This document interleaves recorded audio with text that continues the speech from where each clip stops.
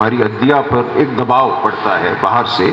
جس کا تعلق قانون یا اصول سے نہیں ہے، جس کا تعلق اس وقت کیا چاہا جا رہا ہے، جو طاقت کا مرکز ہے وہ کیا چاہتا ہے، اس کی وجہ سے ایک دباؤ جو ہے وہ عدلیہ پہ ڈالا جاتا ہے کہ اس قسم کا فیصلہ درکار ہے۔ اور یہ ایک طرح سے اس لیے ہوتا ہے کہ جو آئین کا ایک حیولہ ہے یا جھانسا ہے اس کو تاکہ زندہ رکھا جائے کہ دیکھیں یہ تو عدلیہ نے کہا کہ ایسے کرو، اس مارشل لا کو تو عدلیہ نے دیکھیں ریٹیفائی کر دیا، اس کی توثیق کر دی، اس لیے اس کو کوئی وقت مل جاتی ہے یا کوئی اس کا آپ کہہ لیجیے اخلاقی جواز پیدا ہو جاتے ہیں۔ سو عدلیہ کو شروع دن سے یہ سمجھا گیا کہ عدلیہ جو ہے ایک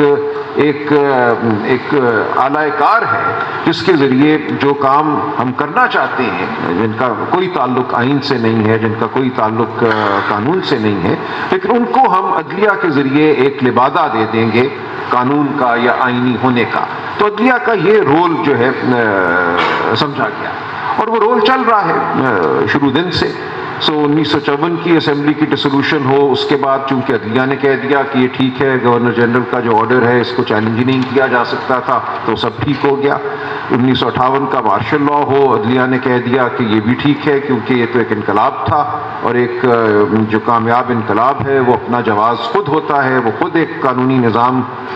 کی بنیاد پیدا کر دیتا ہے۔ اور اسی طرح آپ تواتر سے دیکھتے جائیے، نصرت بھٹو کیس ہو، اس میں پھر یہی کہا کہ جو مارشل لا لگا 1977 میں وہ کنڈون کیا جاتا ہے، اس کو عدلیہ کے پاس کہیں سے اختیار ہے۔ ظاہر ہے یہ اختیار تو نہیں ہوتا عدلیہ کے پاس، عدلیہ کے جو جج ہوتے ہیں وہ آئین کا دفاع کرنے کا حلف لے کر بیٹھتے ہیں، لیکن جب آئین کی صریحاً روگردانی ہوئی تب بھی انہوں نے کہا کہ یہ ٹھیک ہے، ہم اس کو مان لیتے ہیں، لیکن صریحاً روگردانی سے بڑھ کر جو آج میری نظر میں ہو رہا ہے وہ اس سے زیادہ خوفناک ہے، کیونکہ آئین کے ڈھانچے کو تو آپ نے بظاہر برقرار رکھا ہوا ہے لیکن اس کی روح کو آپ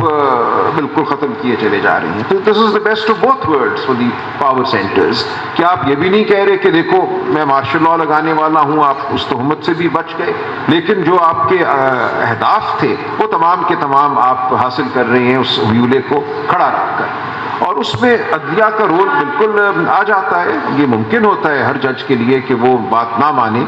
لیکن اس کے بعد اس کو جو سہنا پڑتا ہے لوگ اس سے سہم جاتے ہیں۔ ہم نے تاریخ میں دیکھا بھٹو صاحب کی جب اپیل سپریم کورٹ میں چل رہی تھی تو صفدر شاہ صاحب کے ساتھ کیا ہوا، ایک جج صاحب تھے جن کے سوالوں سے یہ لگ رہا تھا کہ شاید وہ بھٹو صاحب کو ایکوٹ کرنا چاہتے ہیں، تو ان کے خلاف مقدمے قائم ہو گئے، الزامات لگ گئے اس ہیئرنگ کے دوران ہی کہ ان کا تو میٹرک کا سرٹیفکیٹ جعلی ہے۔ اب سپریم کورٹ کا جج اپنے میٹرک کے سرٹیفکیٹ کو جو پتہ نہیں کہاں علی گڑھ میں یا کہاں ہوا تھا 1940 میں، اس کو کیسے صحیح ثابت کرے۔ تو اس طرح کے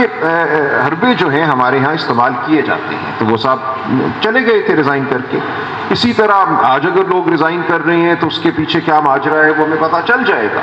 لیکن یہ ایک پرانا ایک حربہ ہے جو استعمال کیا جاتا ہے کہ عدلیہ جب تک تو مرضی کے فیصلے دے، ان لمحوں میں جب طاقت یہ چاہتی ہے کہ کوئی رخ موڑا جائے ریاست کا تو پھر تو ٹھیک ہے، لیکن اگر مرضی کے فیصلے نہ ہوں تو فردن جج صاحبان پہ بھی حملے ہوتے ہیں اور عدلیہ پر بطور ادارہ بھی حملے ہوتے ہیں، اور معاشرہ چپ کر کے دیکھتا رہتا ہے۔ دیکھیں میں پھر بار بار یہ کہوں گا کہ اس کا بہت بڑا جو ایک سبب ہے اس تواتر سے 76 سال ہو گئے اور کوئی ارتقا مجھے نظر نہیں آتا۔ میں بالکل نہیں یہ کہہ سکتا کہ آج 2024 میں ہمارے آئینی نظام میں، ہمارے ملک میں جو آئین سے وابستگی ہے، حقیقتاً اس کی اقدار سے جو وابستگی ہے وہ 1954 کے حوالے سے زیادہ ہے، بالکل نہیں ہے۔ شاید وہ نسل جو تھی زیادہ رول آف لا، انگریز جو بھی تھا کچھ نہ کچھ رول آف لا کا کرتا تھا تقاضا۔ گاندھی صاحب اگر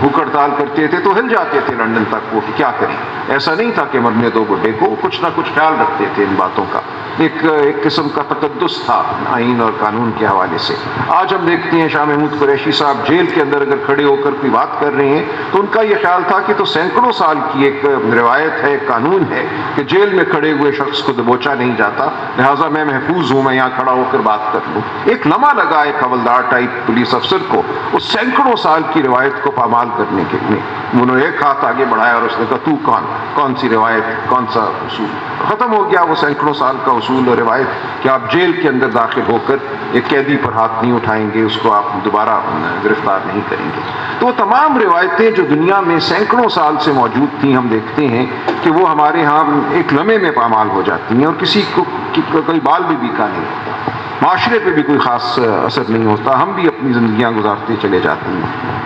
لوگ باہر نہیں آتے، کہاں کوئی صدائے احتجاج بلند ہوتی ہے۔ تو ایک عجیب سا یہ ڈرا ہوا خاموش سا معاشرہ ہے جو سائیڈ لائنز پہ بیٹھا ہوا دیکھ رہا ہے کہ ملک کے ساتھ کیا ہو رہا ہے، آئین کے ساتھ کیا ہو رہا ہے، قانون کے ساتھ کیا ہو رہا ہے، سیاسی نظام کے ساتھ کیا ہو رہا ہے، اور ہم بیٹھے ہوئے ہیں جیسے کوئی ٹی وی پہ شو چل رہا ہو اور ہم